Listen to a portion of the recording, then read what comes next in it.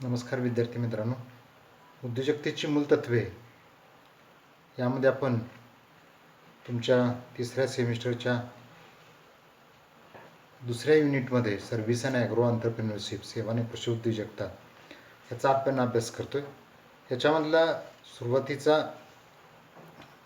जो सेवा उद्योजकतेचा जो भाग आहे तो आपण अभ्यासतोय। त्याच्यामध्ये आपण सेवा उद्योजकता म्हणजे काय, त्याची प्रस्तावना आणि आपण त्याची संकल्पना आणि राष्ट्रीय अर्थव्यवस्थेत सेवा क्षेत्राची भूमिका याचा अभ्यास केलेला आहे। आजच्या व्याख्यानामध्ये आपण सेवा क्षेत्रामधील ज्या संधी आहेत, अपॉर्च्युनिटीज इन सर्व्हिस सेक्टर, त्याचा थोडासा अभ्यास करतोय। अत्यंत कुशल, प्रभावी संभाषण कौशल्य असलेले विपुल मनुष्यबळ पाश्चात्य देशापेक्षा स्वस्त उपलब्ध असल्यामुळे मोठ्या प्रमाणात सेवा क्षेत्रात संधी उपलब्ध आहेत। हे आपण भारताच्या बाबतीमध्ये बोलतो। आपल्या देशामध्ये अत्यंत कुशल आणि प्रभावी संभाषण कौशल्य असलेले भरपूर लोक आहेत आणि ते पाश्चात्य देशापेक्षा स्वस्त आपल्याला उपलब्ध आहेत। ते मोठ्या प्रमाणावरती आपल्याला सेवा देऊ शकतात। त्यामुळं सेवा सेक्टर याच्यामध्ये या संदर्भात संधी असलेले आपल्याला पाहायला मिळते। दीर्घकालीन करिअर करण्याचे लक्ष्य असलेले समर्पित कार्यबळ म्हणजे दीर्घ कालावधीपर्यंत किंवा संपूर्ण आयुष्यभर त्या एकाच क्षेत्रामध्ये करिअर करण्याचं स्वप्न असणारे आणि समर्पित भावनेने कार्य करणारं जे मनुष्यबळ आहे ते आपल्या देशामध्ये आहे। योग्य व्यवसाय वातावरण त्याच्यासाठी मात्र आपल्याला तशा प्रकारचं वातावरण निर्माण करावं पाहिजे। आता आपण बघतो एखादा ऑर्केस्ट्रामधला एखादं वाद्य वाजवणारा एखादा व्यक्ती असतो, त्याचा आजकाल संपूर्ण करिअर त्या वाद्य वाजवण्यावरती जातं। म्हणजे ती त्याची कला त्याचं पोटही भागवते आणि त्याचं समाधानही करते। पूर्वी असं होत नव्हतं। कलेचे आहारी गेलेले लोक आर्थिकदृष्ट्या खूप बिकट अवस्था त्यांची असायची, पण आज एखादा जरी शो मिळाला तर त्याला जगण्या इतपत महिन्याकाठी उत्पन्न मिळतं। म्हणून त्या दृष्टिकोनातून आपल्याकडं परिस्थिती निर्माण होणं हे अपेक्षित आहे। उच्च तंत्रज्ञान प्राप्त त्याच्यामधलं ट्रेनिंग असेल किंवा टेक्नॉलॉजी असेल, आता नवनवीन वाद्य आलेले आहेत, मी त्याचं फक्त उदाहरण देऊन सांग, तर त्या संदर्भात आपण उत्कृष्ट मनुष्यबळ आपण टेलिव्हिजनवरती बघतो। तर सांस्कृतिकचा फक्त भाग विचारात घेतला तर त्याच्यामध्ये सुद्धा मोठ्या संधी असलेल्या आपल्याला दिसून येतात।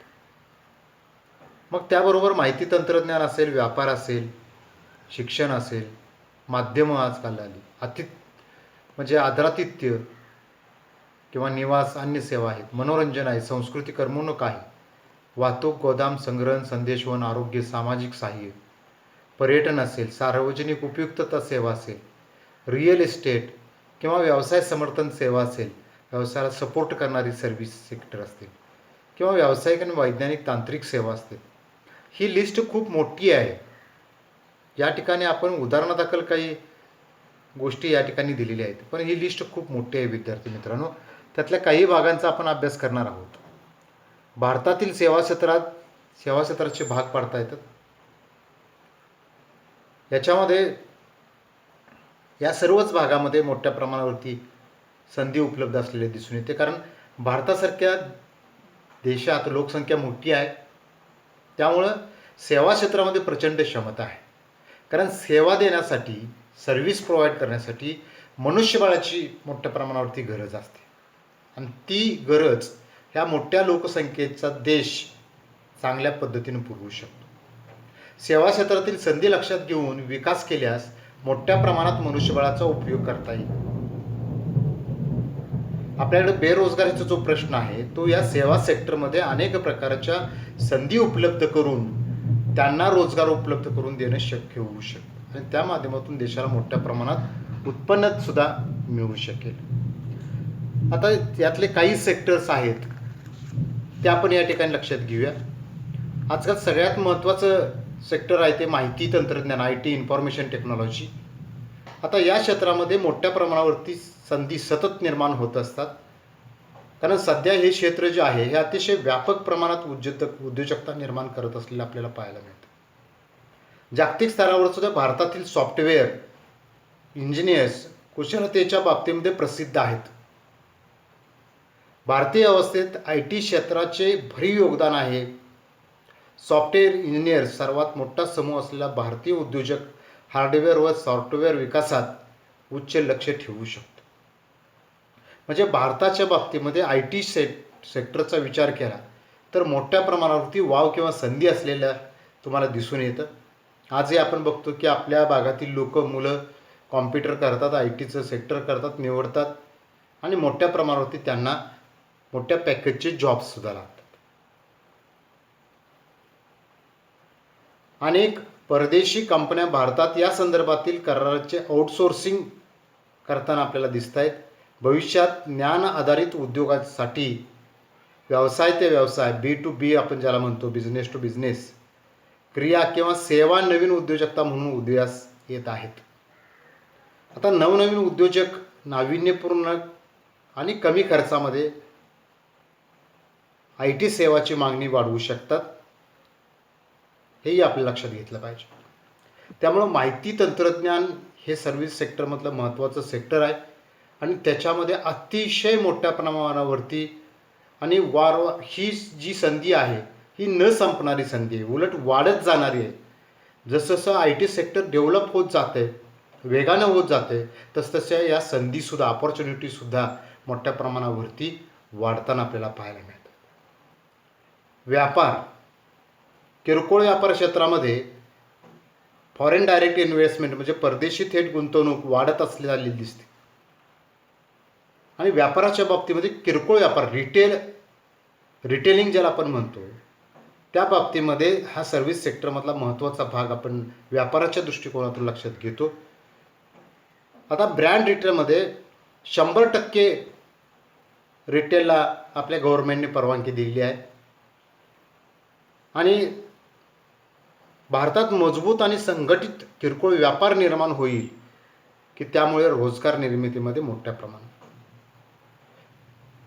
खेडोपाडी गल्ली आपल्याला प्रत्येक गल्लीमध्ये एखादी किराणा स्टोअर आपल्याला दिसते, एखाद दुसरं तेव्हा कुटुंब ते चालवताना दिसते. म्हणजे एखादं कुटुंब त्या किरकोळ व्यापारावरती आता जगताना आपल्याला पाहायला मिळते. भारतातील किरकोळ वस्तूंचा केवळ एक भाग या ठिकाणी सुरू केलेला आहे. त्यामुळे देशातील आणि आंतरराष्ट्रीय उद्योजकांनी देशभरात विस्तार योजना आखलेल्या आहेत. हा संघटित किरकोळ व्यापार म्हणजे हे मोठमोठे मार्ट जे आहेत, बाजार जे आहेत, कारण रिटेलिंगचा आता फक्त आपण आपल्या गल्लीत किरकोळ दुकानाचा विचार करून चालणार नाही आहे. ती खूप मोठं आपण FYला पाहिलं आहे ते रिटेलिंगचा भाग. ग्रामीण भागातील बाजारपेठेतून पुढील टप्प्यात वाढ होण्याची शक्यता किरकोळ व्यापारामध्ये उद्योजक व्यक्त करताना पाहते.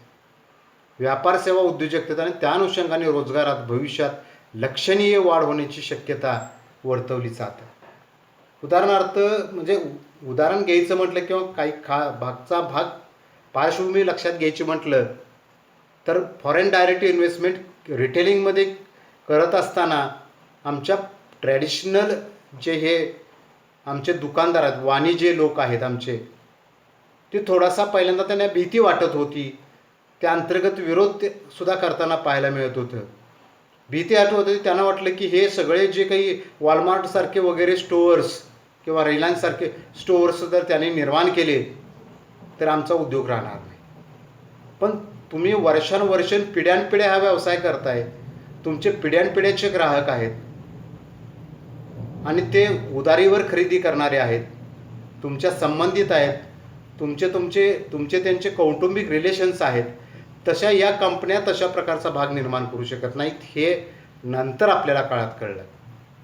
कारण या संदर्भातला सुरुवातीपासूनचा माझा गेली 10-12 वर्षाचा अनुभव म्हणजे अभ्यास आहे ह्या किरकोळ व्यापाराच्या संदर्भात.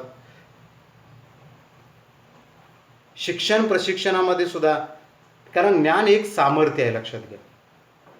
सध्याच्या काळात ऑनलाईन प्रशिक्षण सेवांना सुद्धा चांगली मागणी, चांगल्या सोयी सुविधा, स्पर्धात्मक माफक फी, वैयक्तिक मार्गदर्शन इत्यादीमुळे येत्या काही वर्षामध्ये भारत परदेशातून जास्तीत जास्त विद्यार्थ्यांना आकर्षित करू शकेल अशी चिन्ह दिसायला लागली. आता पूर्वी आपल्या विद्यापीठामध्ये फॉरेनचे मुलं शिकायला येत नव्हती. आता तुम्हाला 25-30 मुलं, मला तर कळली 60 मुलं आपल्या विद्यापीठामध्ये वेगवेगळ्या डिपार्टमेंटमध्ये PhD करत आहेत, शिकायला येत आहेत. म्हणजे कौशल्य आधारित व्यावसायिक अभ्यासक्रम असतील, नाविन्यपूर्ण अध्यापन पद्धती असेल, गरज आधारित शैक्षणिक कार्यक्रम असतील, देशातील एक उद्योजकता म्हणून शिक्षणाचा विकास आणि भरभराट होण्यास मोठ्या प्रमाणात मदत करू शकतात. त्यामुळे शिक्षण प्रशिक्षणाच्या माध्यमातून सुद्धा या सेक्टरमध्ये सुद्धा संधी असलेल्या पाहायला मिळतात. माध्यम मीडिया तरुण उद्योजकांना आकर्षितपणे ऑफर करण्याची मोठी संधी मीडिया उद्योजकतेमध्ये आहे. माध्यमांचा प्रचंड वाढीसह या क्षेत्रातील कोणत्याही व्यवसायाचा उद्योजकांचा मोठा फायदा घेण्यास मदत होऊ शकते. प्रिंट मीडिया असेल, डिजिटल माध्यमं असतील, अलीकडच्या काळात मोठी तेजी या सेक्टरमध्ये दिसून येते. तसेच येणाऱ्या भविष्यकाळात त्यामध्ये प्रचंड वाढ होण्याची शक्यता नाकारता येत नाही. Federation of Indian chamber of commerce and industry यांनी, त्याला फिक्की म्हणतात, तयार केलेल्या आव्हानानुसार स्पर्धा, डिजिटलायझेशन, प्रादेशिकरण, नाविन्यता, प्रक्रिया असेल, विपणन, वितरण या पुढील काळात भारतीय मीडिया क्षेत्रात विकासास कारणीभूत ठरेल, यामध्ये मात्र शंका नाही. त्यामुळं माध्यम सेक्टरमध्ये सुद्धा मोठ्या प्रमाणावरती मग तुम्हाला स्वतःला व्यवसाय करायला किंवा तुम्ही रोजगार करायला सुद्धा मोठा वाव किंवा संधी आहे. त्यानंतर आतिथ्य म्हणजे आदरातिथ्य म्हणतो आपण, हॉस्पिटॅलिटी. भारतीय संस्कृती जगात सर्वश्रेष्ठ मानली जाते, कारण भारतीय संस्कृतीचा अभ्यास करण्यासाठी जगभरातून अनेक लोक भारतात येत असतात. आदरातिथ्य हा भारतीय संस्कृतीचा उल्लेखनीय भाग आहे. भारतीय लोक अतिथी सेवा चांगल्या प्रकारे देऊ शकतात. त्यामुळे भारतीयांना ही उद्योजकता विकास करण्याची चांगली संधी आहे आणि त्याला जगभर मागणी आहे. नवनवीन होतकरू तुमच्यासारखे तरुण यामध्ये अतिथी सेवेसाठी लागणारी साधनं, उपकरणं तयार करणं, घटना व्यवस्थापन असेल इत्यादी व्यवसाय करू शकतात. यासंबंधीचे शिक्षण प्रशिक्षण देणाऱ्याही संस्था निर्माण केल्या जाऊ शकतात. टूर कंपनीचे संचलन असेल, रिसॉर्टवरील कार्यक्रमाचे नियोजन असेल, मनोरंजन व्यवस्थापन असेल इत्यादी सारखे स्वयंरोजगाराभिमुख जॉब उपलब्ध होताना दिसत आहेत. सध्याच्या व्यावसायिक आणि स्पर्धायुक्त गतिमान युगात ही सेवा खूपच महत्त्वाची आणि अत्यंत गरजेची बनलेली आहे, हे विद्यार्थी मित्रांनो तुम्ही लक्षात घ्या. आता हे नवनवीन सेक्टर तुम्हाला चोखंदळायला पाहिजेत. या सेक्टरमध्ये तुम्ही जाऊन तुमचं करिअर घडवण्याचा प्रयत्न करायला पाहिजे. यामधलं तुम्हाला आवडीचं असणारं सेक्टर तुम्ही निवडायला पाहिजे आणि आत्तापासूनच त्यासाठी प्रयत्न करायला पाहिजे. निवास हॉटेल म्हणजे हॉटेल व्यवसाय क्षेत्राचा भारताच्या GDPमध्ये 1.5% हिस्सा आहे. त्यामुळे सेवा क्षेत्रातील हे जे काही हॉटेल उद्योजकता आहे ही सुद्धा महत्त्वाची मानली पाहिजे. 2011 साली 2895 वर्गीकृत हॉटेल्समध्ये 1,29,606 रूम्स उपलब्ध होत्या. त्यामध्ये सध्या लक्षणीय वाढ झालेली आढळते. भविष्यातही वाढ होण्याची शक्यता आहे. उच्च दर्जा, माफक किमती आणि इतर चांगल्या सोयी सुविधा यामुळे या क्षेत्राचा विकास वेगाने होतोय. सध्याच्या लोकांमध्ये हॉटेलिंग ट्रेंड खूपच वाढलेला आहे. निमित्तच लागतं, कारणच लागतं, वाढदिवस पार्टी द्या, हे द्या, ते द्या. त्यामुळे या क्षेत्रात उद्योजकतेला खूपच संधी आहे. मी पाहतोय 15 वर्षापूर्वी पलूसमध्ये असणाऱ्या हॉटेलची संख्या आणि आज असणाऱ्या हॉटेलची संख्या याच्यामध्ये प्रचंड वाढ झालेली आपल्याला दिसते. मनोरंजन क्षेत्र आहे, एंटरटेनमेंट मनोरंजन क्षेत्र जगभर खूपच वेगाने विकसित झालेलं क्षेत्र आहे. अभिनय कला असेल, उत्कृष्ट संदेश होणं, आंतरव्यक्तीय कौशल्य असणाऱ्यांसाठी या क्षेत्रामध्ये अनेक प्रकारच्या संधी विद्यार्थी मित्रांनो उपलब्ध आहेत. आणि तुमच्यामध्ये तर हे अभिनयाचं जन्मजातच गुण असलेलं तुम्हाला पाहायला मिळते. तरुणांना या क्षेत्रात विशेष आवड असते. निर्माते, दिग्दर्शक, कलाकार, वेशभूषाकार, रंगकर्मी, सहाय्यक निर्माते, मेकअप कलाकार, set designer, animator, special effect creator, संपादक, कॉम्पोजर, फोटोग्राफर, कॅमेरा ऑपरेटर यासारखे अनेक प्रकारचे जॉब या क्षेत्रामध्ये उपलब्ध आहेत. पडद्यामागचे कलाकार आपण ज्याला म्हणतो ते सुद्धा याच्यामध्ये आहेत. प्रत्येकजण हिरो हिरोईन होत नाही, पण बाकीचीही कामं आपण याच्यामध्ये करू शकतो. त्यामुळे हे मनोरंजन क्षेत्रसुद्धा विद्यार्थी मित्रांनो खूप मोठ्या प्रमाणावरती विकसित होताना दिसते. जैवतंत्रज्ञान, बायोटेक्नॉलॉजी, IT क्षेत्रानंतर बायोटेक्नॉलॉजी भारतात उद्योजकता निर्माण होण्याची मोठी क्षमता आहे. कृषी जैवतंत्रज्ञान शेती उत्पादकतेवर मोठा परिणाम करते. म्हणून शीत, उष्णता किंवा झारपड जमिनीत ही पिकांची निर्मिती करण्याच्या उद्देशानं संशोधन आणि विकासाला वाढता भर देण्यात येत आहे. सुधारित अन्न उत्पादनाची संख्या ही विकसित केली गेलेली आहे. अशी अपेक्षा आहे की भारतात संशोधन आणि विकासाच्या गुंतवणुकीत वाढ झाल्यास कृषी जैवतंत्रज्ञानाचा आणखी विकास होऊ शकतो. ह्या क्षेत्राकडे सुद्धा आपल्याला दुर्लक्ष करून चालणार नाही. आपल्याला ही ट्रॅडिशनल क्षेत्र आहे ती सोडून अशी जी नवनवीन सेक्टर्स आहेत की त्याच्यामध्ये भविष्यात मोठ्या प्रमाणावरती स्कोप आहे, संधी आहे, हे आपण जाणलं पाहिजे. आणि त्यामध्ये आपली आवड नसेल तर निर्माण करायला पाहिजे, आणि असेल तर ती दृढ करायला पाहिजे, वाढवायला पाहिजे. भविष्यात उद्योजकांना शेती, फलोद्यान, रेशीम पालन किंवा कुक्कुटपालन, डेअरी, फळं, भाजीपाला उत्पादन यामध्ये जैवतंत्रज्ञानामुळे उपलब्ध होणाऱ्या पर्यायांचा शोध घेता येईल. विद्यार्थी मित्रांनो, याच्या बाबतीत तुमचा अभ्यास खूप कमी आहे. तुम्ही या बाबतीमध्ये अभ्यास केला तर याच्यामध्ये टेक्नॉलॉजी खूप ॲडव्हान्स आलेली आहे, प्रगत टेक्नॉलॉजी आलेली आहे. आपण खूप पाठीमाग आहोत. वाहतूक सेवा ही सेवा क्षेत्राचा एक महत्त्वाची घटक मानली जाते. आपल्याला माहीत आहे रेल्वे, रस्ते, जल, हवाई वाहतुकीचे प्रकार आहेत. भारतीय रेल्वे यंत्रणा आशियात प्रथम आणि US, रशिया, कॅनडानंतर चौथी आहे जगामध्ये. विकसनशील देशामध्ये व्यापारी जहाजापैकी सर्वात मोठी जल वाहतूक भारतामध्ये आहे. पोर्ट सेवा देखील वाहतूक सेवेचाच एक भाग आहे. रस्ते वाहतूक ही भारतातील परिवहन सेवाचा आणखी एक महत्त्वाचा मार्ग आहे. सद्यस्थितीत भारताकडे 4.10 दशलक्ष किलोमीटरचे रस्त्याचे जाळे आहे की जे जगातील सर्वात मोठे रस्ते नेटवर्क आहे. असा अंदाज आहे की रस्ते वाहतुकीचे प्रमाण प्रवासी वाहतुकीच्या 80% आणि देशाच्या वाहतुकीच्या 60% आहे, जे भविष्यात आणखी वाढण्याची अपेक्षा आहे. वाहतूक सेवा ही प्रत्यक्ष उद्योजकता निर्माण करण्याचं कार्य करत असते. त्यामुळे रस्त्यांना आपल्या शरीरातल्या रक्तवाहिन्याची उपमा दिली जाते. शरीरामध्ये जशा रक्तवाहिन्या महत्त्वाच्या आहेत तसे देशामध्ये अर्थव्यवस्थेमध्ये रस्ते महत्त्वाचे आहेत. रस्ते जर तुमचे चांगले असतील तर वेगवान वाहतूक होते, परिणामकारक होते, कार्यक्षम वाहतूक होते, कमी खर्चात होते. त्यामुळे तुमचा वाहतुकीचा खर्च कमी होतो. तुम्हाला सेवा किंवा वस्तू सहजपणे कमी किमतीत उपलब्ध होऊ शकतात. आणि संग्रहण सेवा आहे. साठवणूक सेवा सरकारी खाजगी पातळीवर सुद्धा आज पुरवली जाते. सेंट्रल वेअरहाऊसिंग कॉर्पोरेशन असेल, भारतीय फूड कॉर्पोरेशन असेल, स्टोरेज व्यवस्था सरकार पुरवताना आपल्याला दिसतंय. कोल्ड स्टोरेज सुविधा मोठ्या प्रमाणावरती खाजगी लोक किंवा संस्था पुरवता आपण वेतनाच्या बाबतीमध्ये पाहतोय. भारतातील गोदामातील सर्वात महत्त्वाचा घटक म्हणजे शेतीमाल, खते, बी बियाणे, फळे, भाजीपाला इत्यादींची साठवण आहे. अलीकडच्या काळात सरकारकडून धोरणात्मक पुढाकार या संदर्भात घेताना पाहायला मिळतोय. या संदर्भात माझा सुद्धा स्टडी चालू आहे. 7 ते 10 वर्षाच्या हमी योजनेअंतर्गत गोदाम बांधकाम असेल, पायाभूत सुविधा यासाठी नाबार्ड किंवा ग्रामीण कृषी विकास योजनेमार्फत मदत पुरवली जाते. त्यामुळे या क्षेत्रात उद्योजकांना नवनवीन संधी उपलब्ध आहे.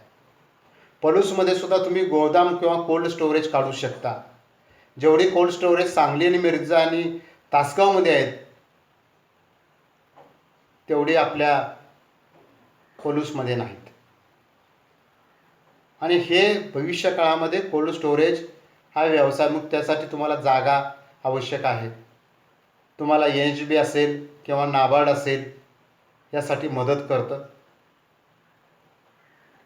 म्हणजे आता याच्यात अजूनही 10 मुद्दे आहेत. या ठिकाणी आपण थांबवतोय.